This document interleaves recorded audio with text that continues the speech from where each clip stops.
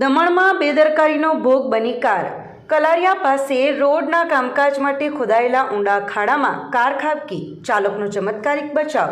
પ્રાપ્ત વિગતો અનુસાર દમણના કલારિયાથી ડાભેલ ચેકપોસ્ટ સુધી હાલ રોડના નવીનીકરણની કામગીરી ચાલી રહી છે.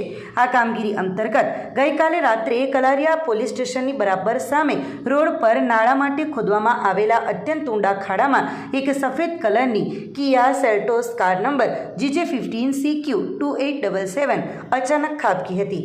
નિર્માણાધીન વિસ્તારમાં રાત્રિના સમયે જરૂરી લાઇટિંગ અને ચેતવણી આપતા કોઈપણ પ્રકારના સાઇનબોર્ડનો સદંતર અભાવ હોવાથી અંધારામાં કાર ચાલકે સ્ટીયરિંગ પરથી પોતાનો કાબુ ગુમાવ્યો હતો અને કાર સીધી જ કામગીરી માટે બનાવેલી પાણી ભરેલી ખાઈમાં ગરકાવ થઈ ગઈ હતી.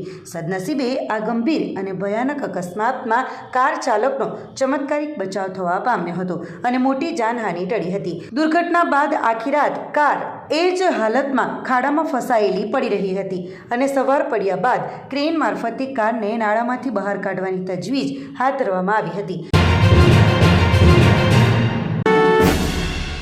દમણના મરવડ દેવકા રોડ પર મોડી રાત્રે રાવણતાડના ઝાડમાં આગ. ફાયર વિભાગે ગણતરીની મિનિટોમાં કાબુ મેળવતા મોટી દુર્ઘટના ટળી. સંઘ પ્રદેશ દમણના મરવડ દેવકા રોડ પાસે મંગળવારની મોડી રાત્રે એક રાવણતાડ નામના ઊંચા ઝાડમાં અચાનક આગ ભભૂકી ઉઠવાની ઘટના સામે આવી છે. પ્રાપ્ત વિગતો અનુસાર રાત્રિના સમયે અચાનક ઝાડમાં આગ લાગ્યા બાદ પવનના જોરે આ આગે વિકરાળ સ્વરૂપ ધારણ કર્યું હતું અને જોતજોતામાં આખું ઝાડ આગની જ્વાળાઓ અને તેમાંથી ઉડતા તણખલાઓની ચપેટમાં આવી ગયું હતું. આ ભયાનક દ્રશ્ય જોઈને એકઠા થયેલા સ્થાનિક રહીશોમાં થોડી વાર માટે ભયનો માહોલ છવાઈ ગયો હતો. જોકે જાગૃત નાગરિકોએ તાત્કાલિક દમણ અગ્નિશમન વિભાગને ઘટનાની જાણ કરતાં સોમનાથ ફાયર વિભાગની ટીમ રાત્રે 12:30 કલાકની આસપાસ ઘટના સ્થળે દોડી આવી હતી. ફાયર ફાઇટરોએ સતર્કતા દાખવીને તાત્કાલિક પાણીનો મારો ચલાવ્યો હતો અને માત્ર 10 જ મિનિટની ભારે જહેમત બાદ ઝાડમાં લાગેલી આગ પર સંપૂર્ણપણે કાબૂ મેળવી લીધો હતો. ફાયર વિભાગ દ્વારા કાઢવામાં આવેલા પ્રાથમિક તારણ મુજબ આ વિસ્તારમાંથી પસાર થઈ રહેલી એક લગ્નની જાનમાં ફોડવામાં આવેલા ફટાકડાઓના તણખા રાવણતાડ ઝાડના સૂકા પાંદડાઓ પર પડતા આ આગ લાગી હતી. સદનસીબે ઝાડની આસપાસ કોઈ રહેણાંક કે અન્ય કોઈ જ્વલનશીલ વસ્તુ ન હોવાના કારણે તેમજ ફાયર વિભાગની ત્વરિત કામગીરીને પગલે એક મોટી દુર્ઘટના સર્જાતા સહેજમાં અટકી જવા પામી હતી. કપરાડાના વીરક્ષેત્ર ગામે લગ્નનું આણું વાળી પરત ફરતી પિકઅપ પલટી ખાઈ જતા 7ના મોત, 20થી વધુ ઘાયલ. વલસાડ જિલ્લાના અંતરિયાળ ગણાતા કપરાડા તાલુકાના વીરક્ષેત્ર ગામે આજે એક ભયાનક માર્ગ અકસ્માત સર્જાયો હતો. લગ્ન બાદ આણું વાળીને ખુશી ખુશી પરત ફરી રહેલા પરિવારના સભ્યોથી ભરેલી પિકઅપ ગાડી પલટી મારી જતાં ઘટના સ્થળે ચીસાચીસ મચી ગઈ હતી. આ ગોઝારા અકસ્માતમાં અંદાજે 7 લોકોના કરુણ મોત નીપજ્યા છે, જ્યારે 20થી વધુ લોકો ઈજાગ્રસ્ત થયા છે. મળતી માહિતી મુજબ કપરાડાના વીરક્ષેત્ર ગામે પિકઅપ ગાડી લગ્ન પ્રસંગ બાદ આણું વાળીને જઈ રહી હતી.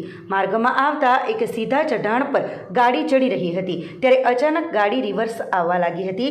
ચાલકે ગાડી પરનો કાબુ ગુમાવ્યો હતો અને બ્રેક ફેલ થઈ જતાં ગાડી ધડાકાભેર પલટી મારી ગઈ હતી.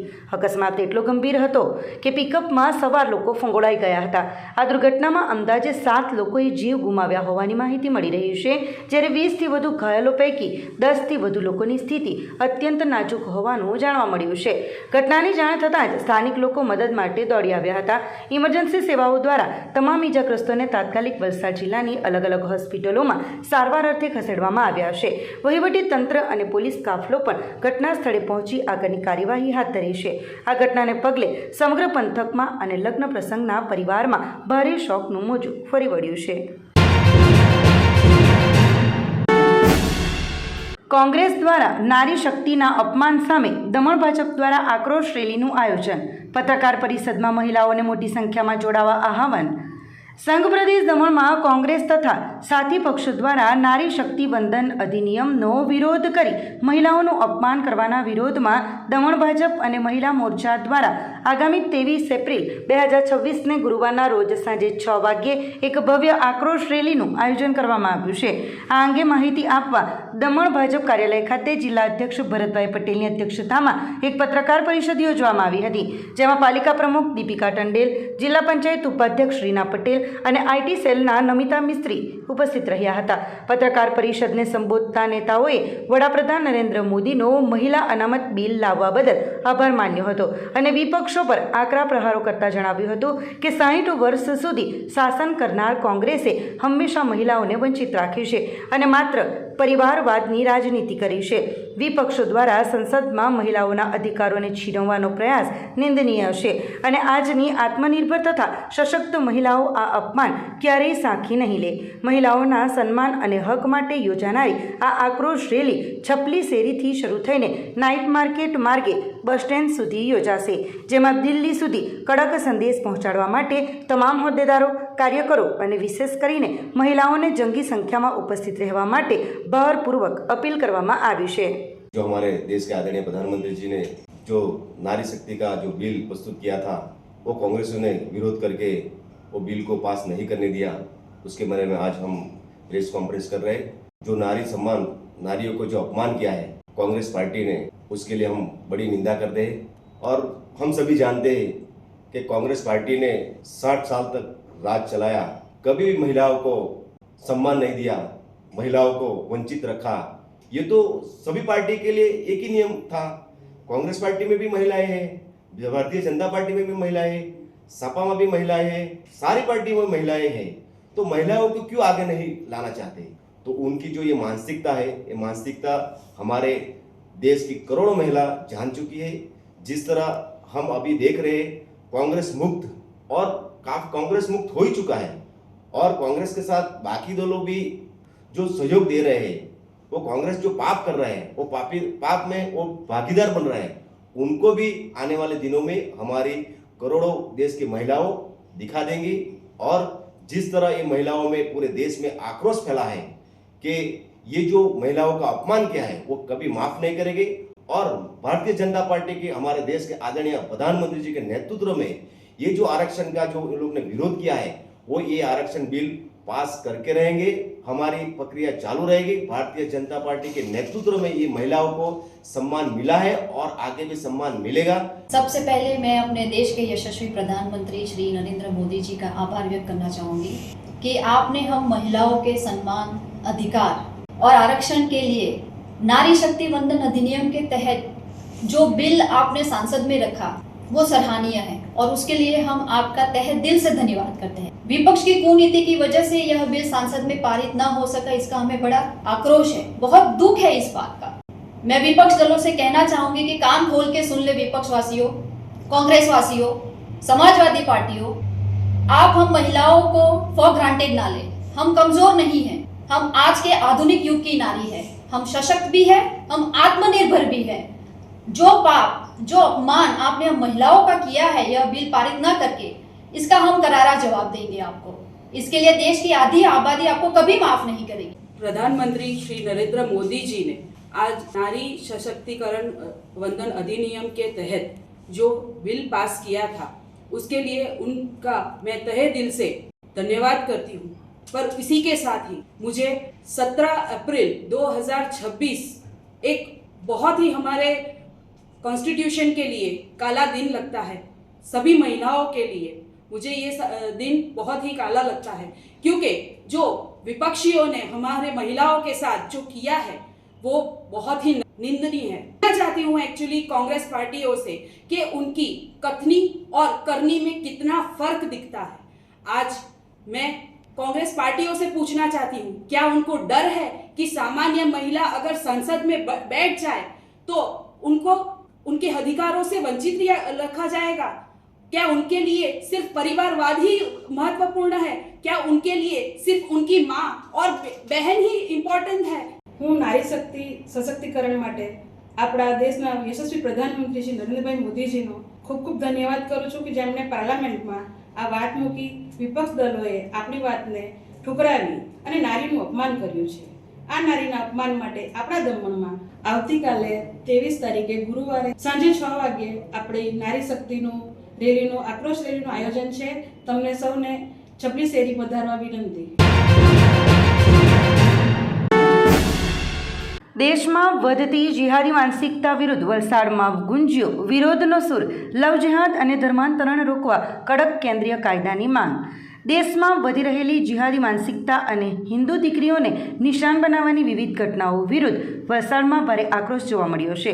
મહારાષ્ટ્રના અમરાવતીમાં 180 સગીરાઓના શારીરિક શોષણ અને નાસિક ખાતે હિન્દુ દીકરીઓના જબરજસ્તીથી કરાતા ધર્માંતરણના વિરોધમાં વલસાડમાં વિશ્વ હિન્દુ પરિષદ અને બજરંગ દળ દ્વારા એક વિશાળ રેલીનું આયોજન કરવામાં આવ્યું હતું. આ રેલી બાદ હિન્દુ સંગઠનો દ્વારા રાષ્ટ્રપતિ દ્રૌપદી મુર્મુને સંબોધીને વલસાડ જિલ્લા કલેક્ટરને એક આવેદનપત્ર પાઠવવામાં આવ્યું હતું. આ આવેદનપત્રમાં લવ જિહાદ અને ગેરકાયદેસર ધર્માંતરણને રોકવા માટે દેશભરમાં એક સમાન અને ગંભીર કેન્દ્રીય કાયદો લાગુ કરવાની ઉગ્ર રજૂઆત કરવામાં આવી છે. આ સાથે જ રાષ્ટ્ર વિરોધી અને ગુનાહિત માનસિકતા ધરાવતા તત્વો સામે દાખલારૂપ અને કડકમાં કડક દંડાત્મક કાર્યવાહી થાય તેવી માંગ પણ કરવામાં આવી છે.